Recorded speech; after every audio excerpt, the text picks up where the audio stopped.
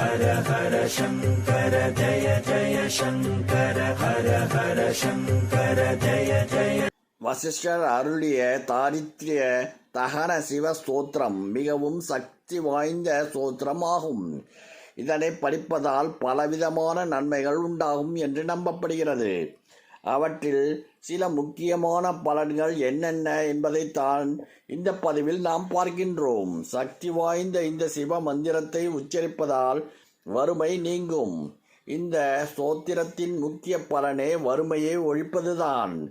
தாரித்ரிய தகன என்ற சொல்லுக்கு வறுமையை எரிப்பவன் என்று பொருள். எனவே இதனை தொடர்ந்து பாராயணம் செய்து வந்தால் பொருளாதார கஷ்டங்கள் நீங்கி செல்வ செழிப்பும் வளமும் பெருகும் என்பது நம்பிக்கை. கடன் தொல்லைகள் அகலும்.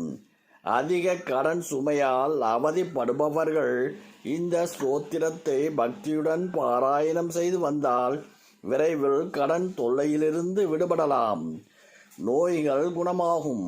இந்த ஸ்தோத்திரம் உடல் மற்றும் மன நோய்களை குணப்படுத்தும் ஆற்றல் கொண்டது என்று நம்பப்படுகிறது.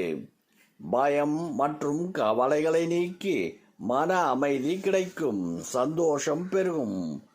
வாழ்வில் துன்பங்களும் கஷ்டங்களும் நீங்கி சந்தோஷம் பெருகும். மன மகிழ்ச்சியும் நிம்மதியும் உண்டாகும்.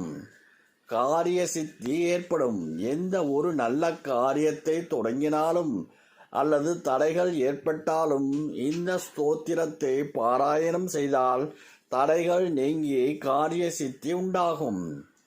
ஆன்மீக முன்னேற்றம் ஏற்படும். இந்த ஸ்தோத்திரம் சிவபெருமானை துதிப்பதால் ஆன்மீகத்தில் முன்னேற்றம் அடையும்.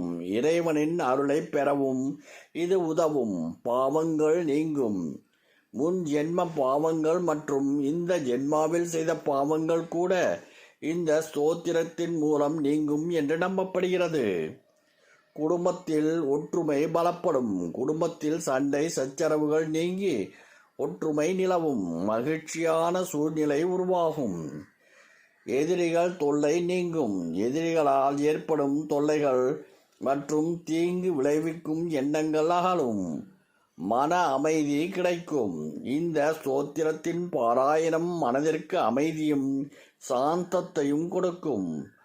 தாரித்ரிய தகன சிவ ஸ்தோத்திரம் எப்படி பாராயணம் செய்வது? தினமும் காலையிலும் மாலையிலும் அல்லது 3 வேளையிலும் பாராயணம் செய்யலாம்.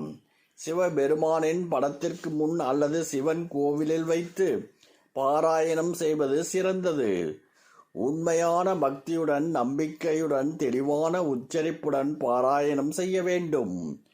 மனதை ஒருமுகப்படுத்தி சிவபெருமானை நினைத்து பாராயணம் செய்வது பலன் தரும்.